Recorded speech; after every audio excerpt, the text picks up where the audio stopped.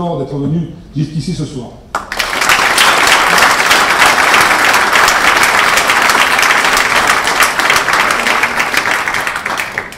Chers amis, bonsoir. Merci Robert de nous accueillir très gentiment. Je suis très content d'être là.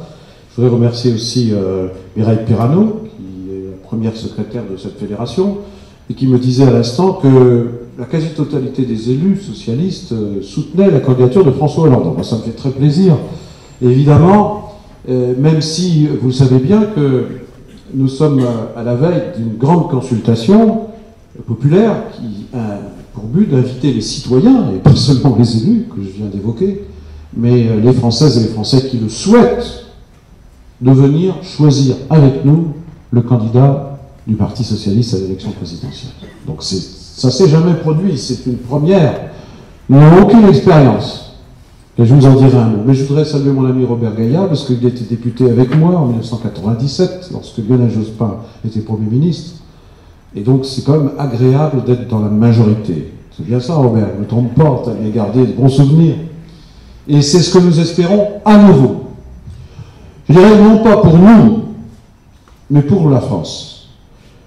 Parce que Nicolas Sarkozy, lorsqu'il terminera son quinquennat, laissera la France en plus mauvais état qu'il ne l'a trouvé. Oui, c'est malheureusement le cas. Les inégalités n'ont cessé de croître. On n'a jamais vu autant de, j'allais dire,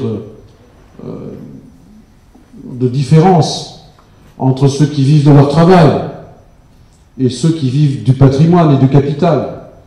On en est rendu à l'indécence, au point que même des grandes fortunes se rendent compte que ça pourrait mal tourner et demandent à payer les impôts. Mais c'est presque caricatural, c'est presque ridicule.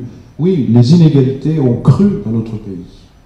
Et puis en même temps, il y a la crise, bien sûr, on va le dire. Mais en même temps, je crois que beaucoup de Français aujourd'hui ont l'impression que notre pays est en déclin. Mais est-ce qu'une impression?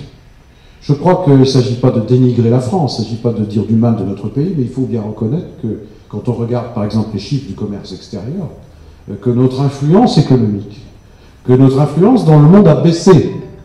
Et je pense que ça, c'est une vraie réalité qui se traduit par pour beaucoup de gens, des classes populaires, des classes moyennes, par, j'allais dire, une régression et une diminution de leur capacité à affronter l'avenir et de préparer l'avenir de leurs enfants ou de leurs petits-enfants. C'est la réalité qui est vécue par les Françaises et les Français aujourd'hui. Et donc c'est ce défi que nous devons ensemble relever, créer les conditions pour un redressement de la France. Et qui passe par, je dirais, du courage, de l'audace, un esprit de réforme pour remettre le progrès social à l'ordre du jour, mais qui demande et qui exige une grande lucidité et une grande honnêteté sur la situation de notre pays aujourd'hui.